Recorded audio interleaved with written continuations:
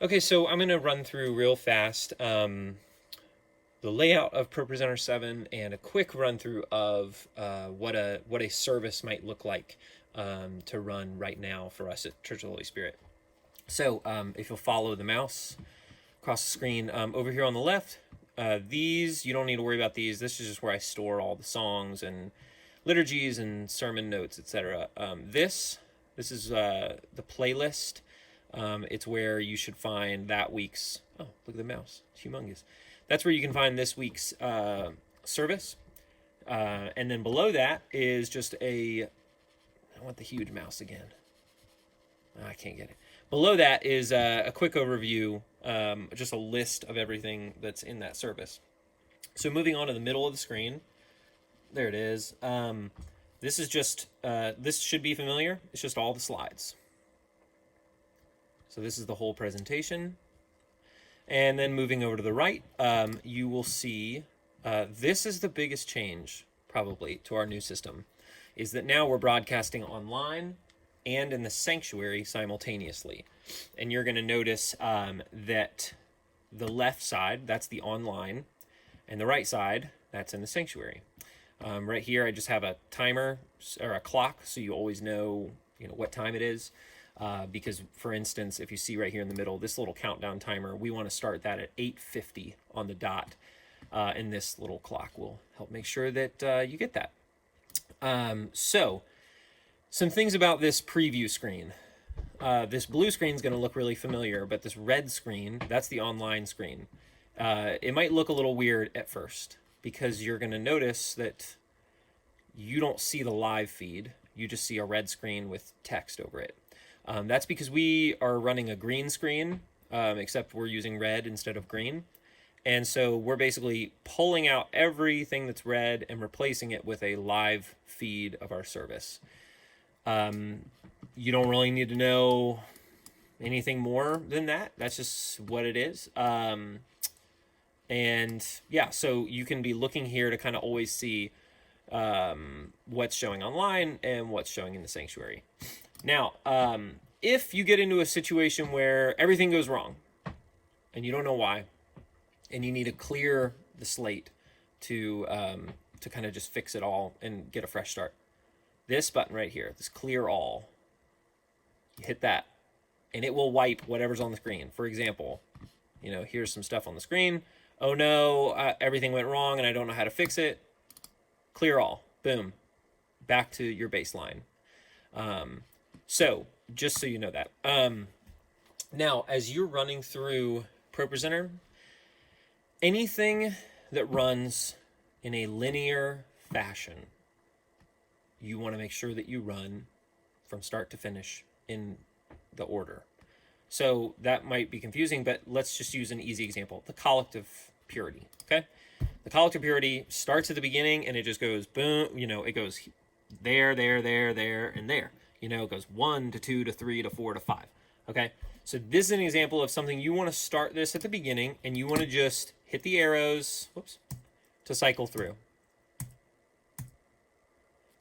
Now here's why you want to do that. Because you probably can see, maybe I can zoom in. Right. Do you see that little face right there? I don't know why it's a face. Or here's a good example. There, okay. See the face and the X, and then over here there's a face and this icon, and then over here there's just an X. Or the most intricate one is like here, there's 3 things. Okay, you see all these icons? The reason that you want to be pretty good about just going from slide to slide to slide on everything except for songs is because those icons represent basically just commands that I've buried into the slides themselves. So let's readjust this camera so you can see it in action. So what you're going to see is basically what I've told what those commands do is they tell the slide what to do and what to show on what screen. Now, in this instance of the announcements, you're seeing it's the same thing online as it is in person. But sometimes during the sermon or other parts of the service, we're actually going to be showing something on the sanctuary screens that might not show on the online screens. And I have to put these little commands buried in the slide to tell the computer where to put everything. Now, you do not need to worry about the ins and outs of all of that.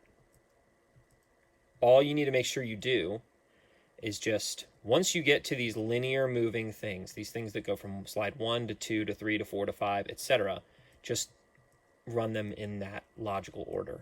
Okay? So here I'm just doing, a quick run through so you can kind of see how things look different online than they do in the sanctuary.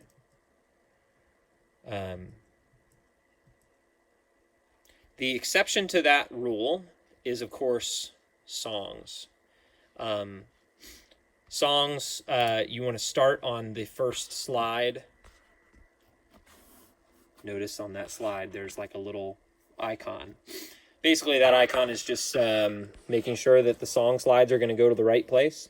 Once you get past that first slide, you want to run it linear like normal. But as you guys know, I a lot of times don't go in the correct order of the slides that I make for songs. So when you're on songs, I know that you're going to be bouncing around. You don't have to worry about going perfectly linear on slides. It's not going to mess you up. It's more for like liturgies and things like that. Just make sure to start on the first slide. Don't skip and hit it somewhere in the middle. You want to start at the beginning and you want to go in order. That is pretty much everything for Sunday service. You're going to notice, like right there, I don't know if we went over this, but like right there, when we start that countdown timer, you're noticing online they're seeing that countdown timer video, but in the sanctuary, they're seeing a more simple countdown message. Here's a good example of if you were to skip. So let's say you were like, I don't want to press that slide. I don't want to go linear. I want to just jump ahead. Let's see what happens. See what happened? Notice that online, it's showing what you want. But in the sanctuary, it's still showing the countdown timer from back here.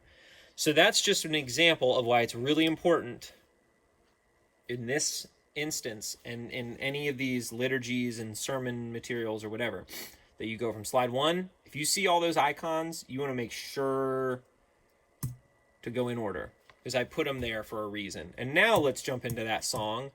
And look, it shows up perfect. So that's pretty much everything. Let's see here. You got slides for all the normal stuff. You're going to have a script here that you can follow along with. It's going to tell you what to show and when to show it. And that's pretty much it. If you have any questions, you can always email me.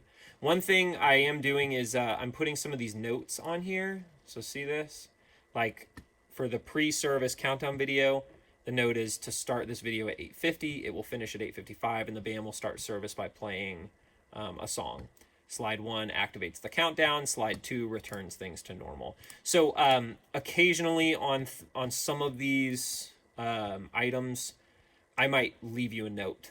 You'll see that note directly above the slides, like this one is. I'm not going to do that often, but if there's an instance like the countdown timer that is especially intricate and needs to be done a certain way, I might leave you a little reminder note.